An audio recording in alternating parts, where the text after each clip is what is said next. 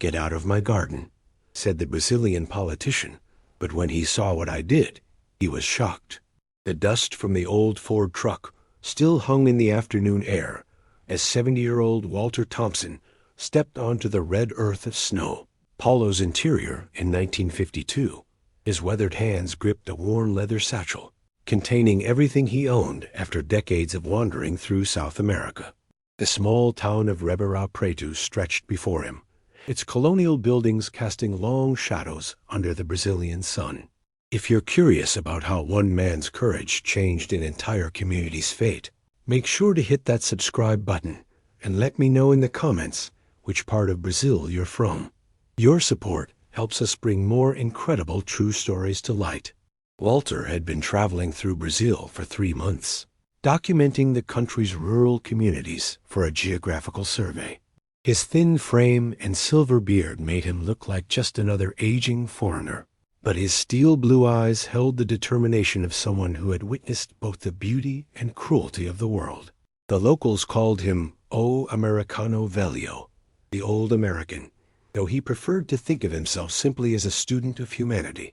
As he walked through the town's main square, the scent of fresh coffee beans mixed with the earthy aroma of recent rain. Children peered at him from doorways, while their mothers whispered behind wooden shutters. It was then that he heard the soft whimpering coming from behind the old church. Following the sound, Walter discovered a small golden-brown mutt with one leg caught in a rusty trap. The dog's eyes, filled with pain and fear, looked up at him pleadingly. "Easy there, boy," Walter whispered in Portuguese, his accent thick but his words gentle. He carefully freed the animal, tearing strips from his own shirt to bandage the wounded leg. The dog, sensing kindness, licked Walter's calloused hands with grateful affection. "Looks like we're both strangers here, aren't we?" He decided to call the dog Companheiro, companion. As they made their way through town, Walter noticed something troubling. The people moved with hunched shoulders and quick, nervous glances. Shop owners hurriedly closed their doors when certain men in fine suits walked by. Children recalled inside the moment shadows fell across their play areas. Walter rented a small room above the town's only bakery from Senora Maria, a widow whose husband had died in a farming accident the previous year.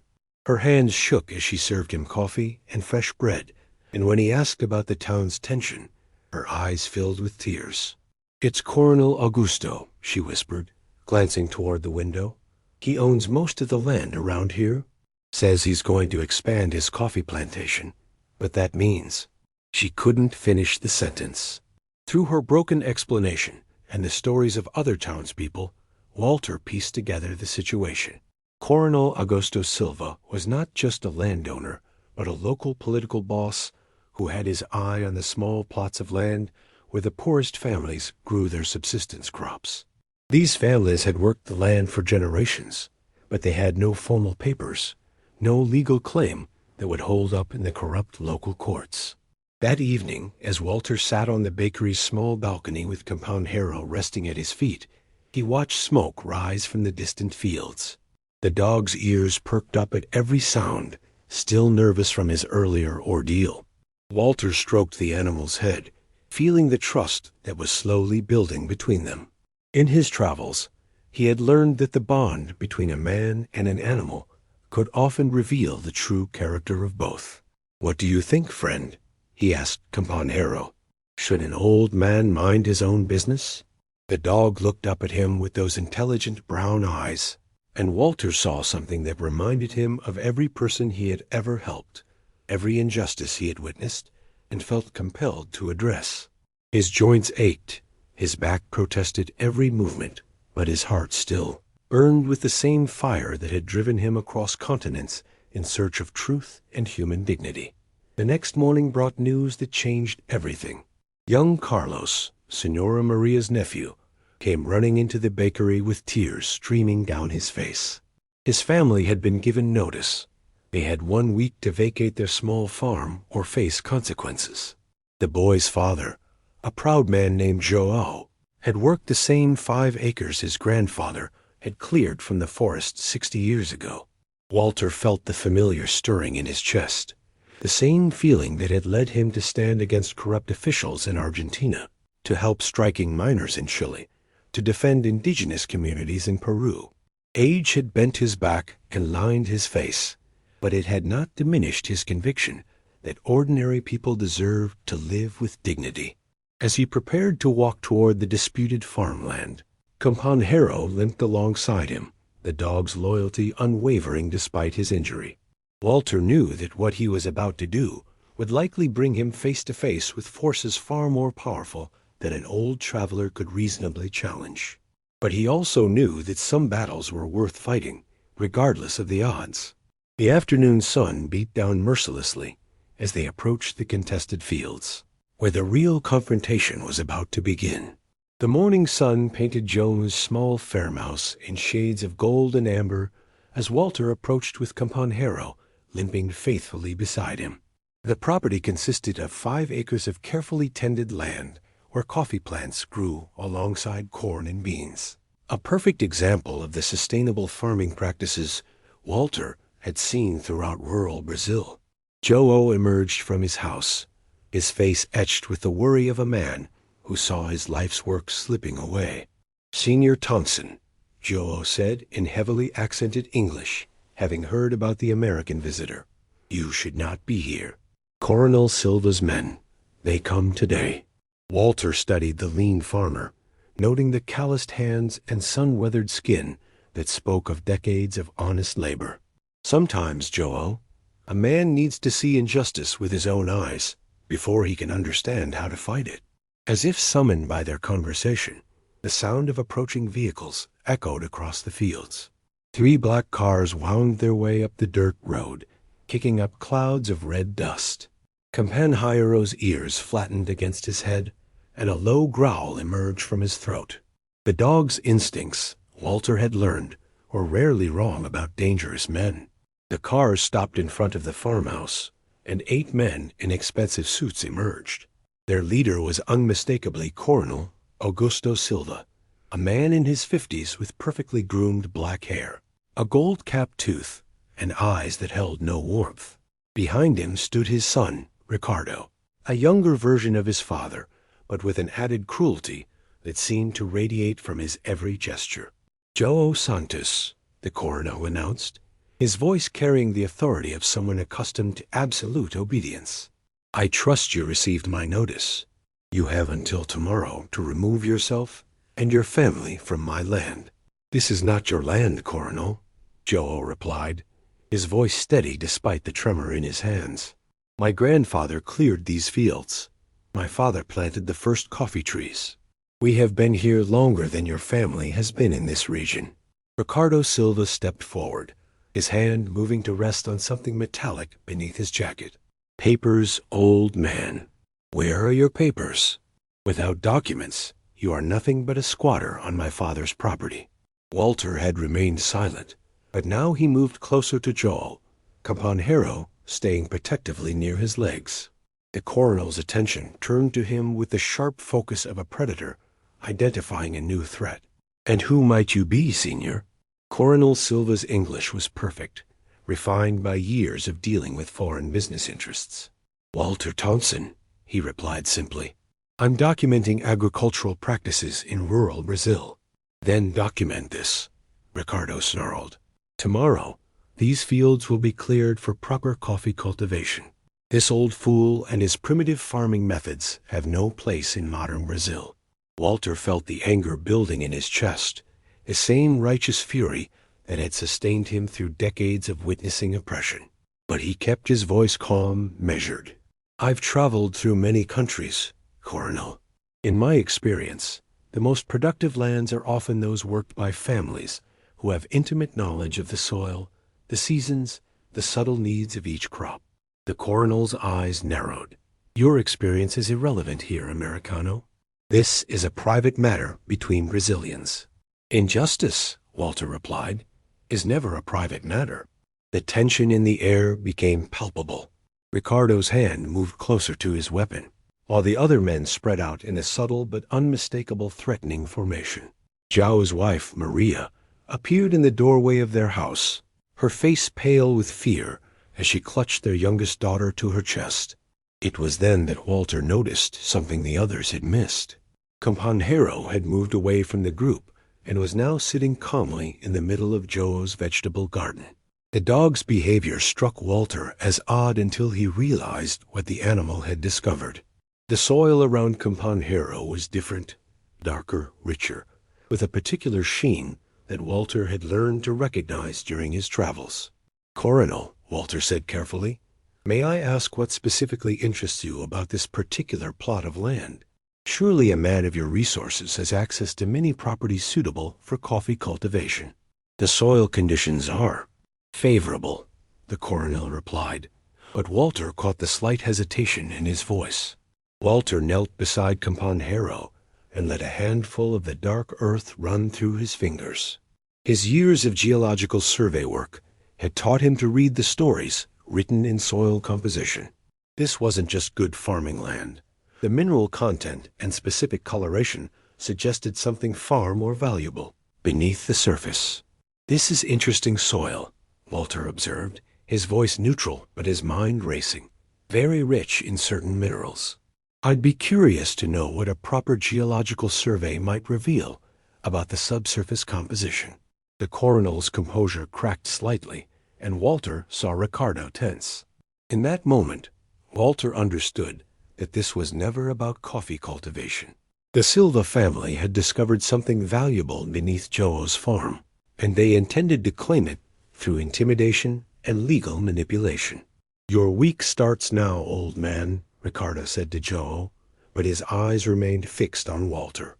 "And you, Americano, would be wise to continue your travels elsewhere. Strangers who involve themselves in local affairs often find Brazil less hospitable than they expected." As the black cars departed, leaving clouds of dust and implied threats in their wake, Walter felt the familiar weight of a moral choice settling on his shoulders. Joe's family stood in their doorway, looking at him with a mixture of hope and terror.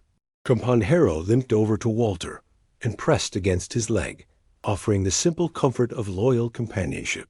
Walter knew that what he was contemplating would likely bring danger to himself and everyone he tried to help. But he also knew that some discoveries changed everything, and that sometimes an old man with nothing left to lose could become the most dangerous opponent of all. The real battle was about to begin. The pre-dawn darkness felt heavy with possibility as Walter made his way through the town's sleeping streets. Companheiro padding silently beside him, despite his healing leg. 3 days had passed since the confrontation at Joe's farm, and Walter had spent every hour planning. His geological training, dormant for years, had awakened with the urgency of the situation he now faced. In his room above the bakery, Walter had spread out hand-drawn maps of the region, correlating them with his observations of soil composition, water table variations, and the subtle geological indicators he had learned to read decades ago in mining surveys across South America. What he had discovered made his blood run cold with both excitement and dread. Joe's small farm sat directly above what Walter's calculations suggested was a significant mineral deposit, likely manganese, possibly even iron ore. Brazil's mining industry was exploding in the 1950s, and such a discovery would be worth millions of cruzeiros to whoever controlled the land rights. "We need proof, Companheiro," Walter whispered to his four-legged companion as they approached the farm. The dog's ears perked up at the sound of his name, and his tail wagged despite the early hour and the seriousness of their mission. Walter had convinced Joe to let him conduct what he called agricultural soil samples, a half-truth that protected the farmer from the full weight of what they might discover. If Walter was right, the implications went far beyond one family's right to their ancestral land. As the sun began to rise, painting the coffee plants in shades of green and gold, Walter used a simple hand auger he had borrowed from the town's hardware store. Companheiro sat watching, occasionally barking softly when unusual sounds came from the direction of the main road. The dog had become Walter's early warning system, his natural alertness compensating for Walter's aging hearing. At a depth of 6 feet, Walter's auger brought up soil that confirmed his worst fears and greatest hopes. The dark, metallic sheen was unmistakable. High-grade manganese ore, the kind that Brazilian mining companies were desperately seeking to fuel the country's industrial expansion. This single small farm could generate enough wealth to transform the entire region. "Joe," Walter called softly. The farmer emerged from his house, coffee cup in hand, his face showing the exhaustion of 3 sleepless nights. "We need to talk." Walter explained his findings in simple terms, watching as understanding dawned in Joe's weathered features. The farmer's hands began to shake, but not with fear, with a mixture of hope and overwhelming responsibility. "What does this mean, Senor Thompson? For my family? For our neighbors?" "It means," Walter replied carefully, "that Coronel Silva knows exactly what lies beneath your land. And it means we need to move very carefully from here." Their conversation was interrupted by Campanheiro's sharp bark of warning. 3 men approached through the coffee plants, not the Coronel's usual entourage, but local farmers whom Walter recognized from the town market. Their leader was Carlos Mendoza, a man whose family had farmed adjacent land for 4 generations. "Joe, my friend," Carlos called out, his voice heavy with emotion. "We heard about the soil samples. We need to know, does the American think our lands are valuable too?" Walter realized that news of his geological work had spread through the tight-knit farming community. As more families appeared, the Ferreiras, the Costases, the Almeidas, he understood that this was no longer about just one farm. If his calculations were correct, the mineral deposit extended beneath multiple small properties, all of which the Silva family had been quietly attempting to acquire over the past 2 years. "Senor Thompson," said Elena Ferreira, a widow whose late husband had been Joe's closest friend, "my children have been threatened. Yesterday, men came to my farm and said I had 1 month to sell to the Coronel or face difficulties. Is it true that our soil contains something valuable?" Walter looked at the circle of faces around him, honest, hard-working people who had never asked for anything more than the right to farm their inherited lands in peace. Campanheiro moved among them, somehow sensing their anxiety and offering comfort with his gentle presence. "Yes," Walter said finally, "I believe your lands contain mineral deposits of significant value. But understanding this and knowing what to do about it are very different things." As if summoned by their gathering, the sound of approaching vehicles once again echoed across the fields. But this time, it was not 3 cars. It was a convoy of 6 vehicles, including a truck carrying what appeared to be surveying equipment.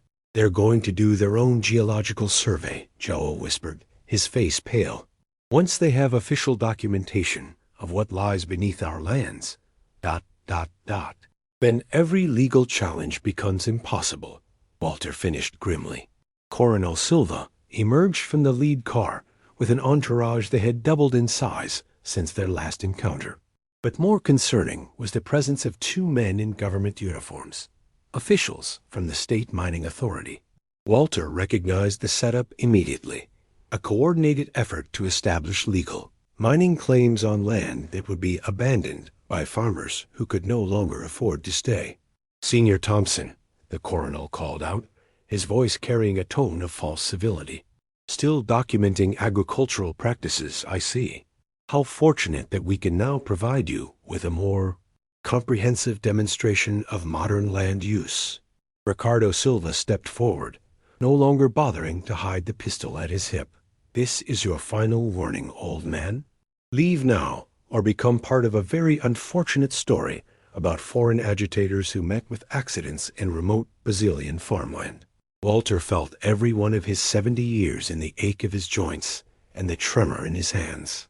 But he also felt the weight of justice on his shoulders and the warm press of Campanheiro against his leg.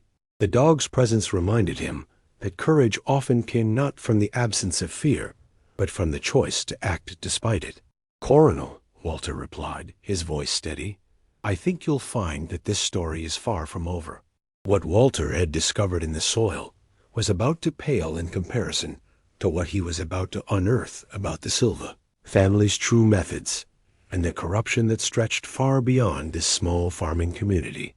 The municipal building in Rebera Pretu felt like a fortress as Walter climbed its worn stone steps, his leather satchel heavy with soil samples and hastily copied documents. Companheiro waited patiently outside, his injured leg now almost fully healed, testament to both his resilience and the care Walter had provided. The dog had become something of a local celebrity, with children sneaking him scraps of food and adults patting his head for luck. Walter had spent the past week in a race against time. While the Silva family's official geological survey proceeded with the backing of state mining authorities, Walter had been conducting his own investigation into the legal machinery that enabled such systematic land grabbing. What he had discovered was a web of corruption that extended far beyond one wealthy family's greed.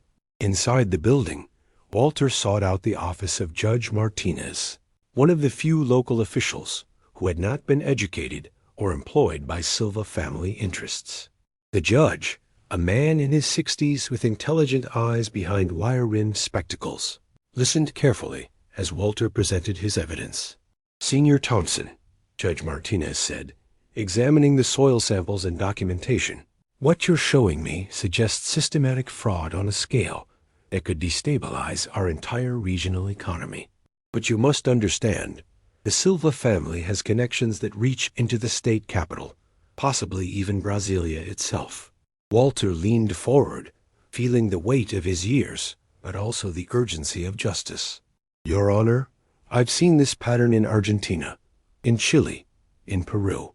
When mineral wealth is discovered beneath indigenous or subsistence farming lands, the people who have worked that soil for generations become obstacles to be removed. But here's what the Silvas don't know. The geological formation extends far beyond the lands they're trying to acquire." The judge's eyebrows rose. "Meaning?"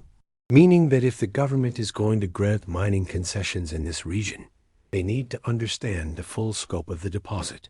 And if that deposit is as extensive as I believe, the proper procedure would be a comprehensive environmental and social impact study, not piecemeal land acquisition through intimidation."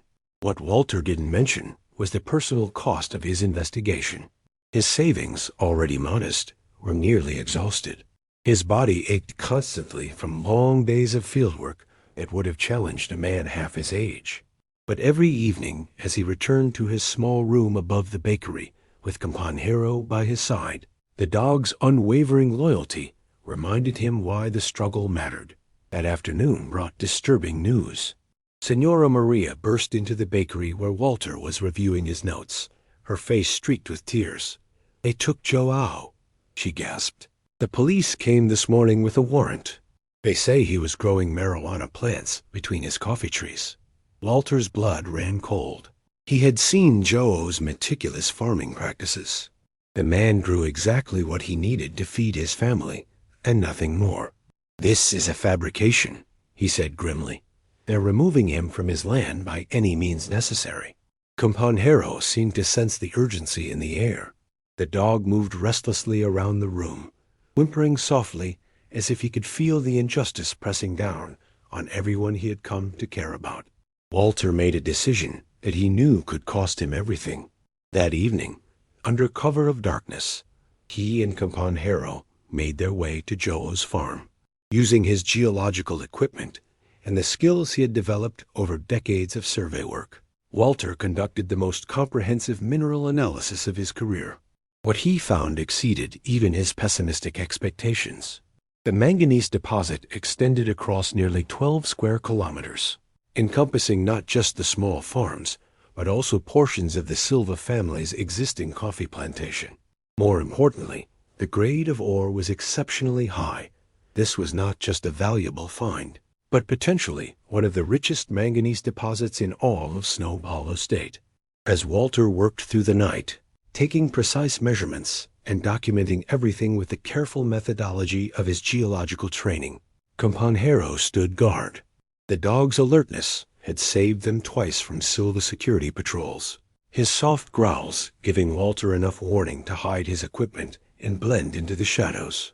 By dawn, Walter had assembled a comprehensive geological report that no legitimate mining authority could ignore. But he also understood that legitimate mining authorities were not what he was dealing with. The confrontation came sooner than expected. As Walter and Companheiro walked back toward town, they found their path blocked by Ricardo Silva and 6 armed men. The young Silva's face was twisted with rage, and the morning light glinted off the pistol in his hand. "You've caused us considerable trouble, old man," Ricardo snarled. "My father tried to be reasonable, tried to give you opportunities to leave quietly. But you seem determined to interfere in matters that don't concern you." Walter felt Companheiro press against his leg, a dog's body tense but trusting. In that moment, Walter realized that his weeks in this small Brazilian town had given him something he hadn't expected to find again, a sense of belonging, of community, of purpose that extended beyond his own survival. "Your father," Walter replied quietly, "is stealing from families who have worked this land for generations. What I've discovered doesn't belong to him. It belongs to the people of Brazil." "What you've discovered," Ricardo said, raising his weapon, "dies with you." But Walter had spent 70 years learning when to fight and when to wait. As Ricardo's finger tightened on the trigger, Walter smiled with the confidence of a man who had already won the war, even if he was about to lose this battle. "Ricardo," he said calmly, "you should know that copies of my geological survey were delivered to 3 different government offices in São Paulo this morning. Your family's time is up."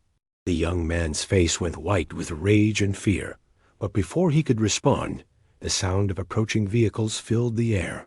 This time, however, it was not the Silva family's black cars, but official government vehicles bearing the seal of the Federal Mining Authority. What Walter had discovered was about to change everything, not just for the small farming families of Ribeirão Preto, but for the entire future of Brazilian mining law.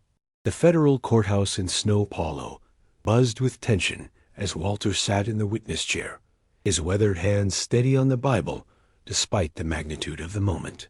6 months had passed since that confrontation in Joe's fields, and the case that had begun with one old man's curiosity had exploded into a national scandal that reached the highest levels of Brazilian government. Companheiro waited outside the courthouse, now fully healed and wearing a small Brazilian flag bandana that the local children had given him. The dog had become a symbol of resilience for the farming families whose lives had been forever changed by Walter's discoveries.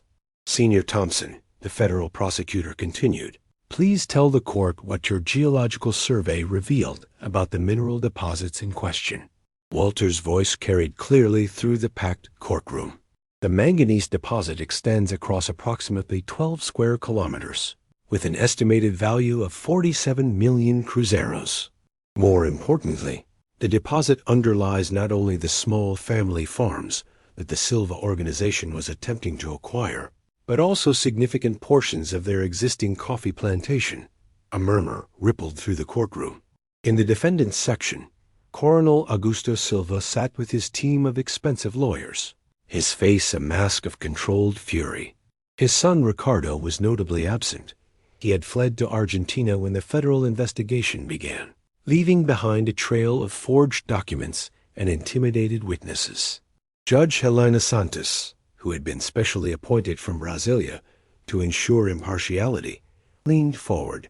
"Senior Thompson, what led you to suspect that the Silva family was aware of these mineral deposits before attempting to acquire the farmland?" Walter pulled out a folder of documents that had taken months to compile. "Your Honor, the pattern of land acquisition attempts correlates precisely with the geological formations I mapped. They weren't trying to expand coffee cultivation. They were systematically targeting every family whose land sat above the richest portions of the ore deposit." The prosecution then presented evidence that had shocked even Walter. Internal Silva family correspondence discussing mining rights, surveyor reports dating back 2 years, and most damning of all, bribes paid to local officials to expedite land seizures and ignore environmental protection laws. As Walter stepped down from the witness stand, he caught sight of the farming families in the gallery. Joe sat with his wife Maria and their children, free on bail after the fabricated drug charges had been dropped. Elena Ferreira had tears in her eyes, finally seeing justice for her late husband's memory. Carlos Mendoza nodded respectfully, his weathered face showing the first hope Walter had seen since arriving in Ribeirão Preto. But the real transformation had happened outside the courtroom. The federal investigation had revealed that the Silva family's corruption extended far beyond illegal mining schemes. They had been systematically defrauding small farmers across 3 states, using a network of bought judges, intimidated police officers, and forged documents. The case had prompted a nationwide review of mining rights and land ownership laws. During a recess, Walter stood outside the courthouse with Judge Martinez, who had traveled from Ribeirão Preto to witness the proceedings. Companheiro pressed happily against Walter's legs, tail wagging as children from the farming families gathered around to pet him. "Senor Thompson," Judge Martinez said quietly, "I must ask, what will you do now? This case has made you quite famous in Brazil. The government has offered you consulting positions. Mining companies want to hire you. Universities are offering teaching appointments." Walter smiled, scratching behind Companheiro's ears. The dog looked up at him with those intelligent brown eyes that had become Walter's moral compass during the darkest moments of the investigation. "Judge, I'm 70 years old. I've spent my life moving from place to place, always leaving just when things became complicated. But this little fellow here taught me something about loyalty, about staying when you're needed." "You're remaining in Brazil?" "João has offered me a small cottage on his land. Seems his family could use an advisor on sustainable farming practices that protect both the soil and any mineral rights they now legally own." Walter paused, watching as Companheiro played gently with the farmer's children. "Besides, I think Companheiro has found his pack." The final verdict came 3 weeks later. The Silva family was stripped of all mining claims and ordered to pay restitution to the farming families they had attempted to defraud. More importantly, the case established new legal precedents protecting subsistence farmers' rights and requiring environmental impact studies before any mining concessions could be granted. Walter stood in João's fields on a warm evening in 1953, watching the sunset paint the coffee plants gold and red. The small cottage João had built for him sat nestled between the vegetable garden and a grove of mango trees. Companheiro rested at his feet, occasionally thumping his tail when the breeze brought interesting scents from the forest beyond. The mineral wealth still lay beneath the soil, but now it belonged legally to the families who had worked the land for generations. They had formed a cooperative, using Walter's geological expertise to negotiate fair contracts with legitimate mining companies. The first payments had allowed them to improve their farming methods, build a proper school for their children, and establish a small medical clinic for the community.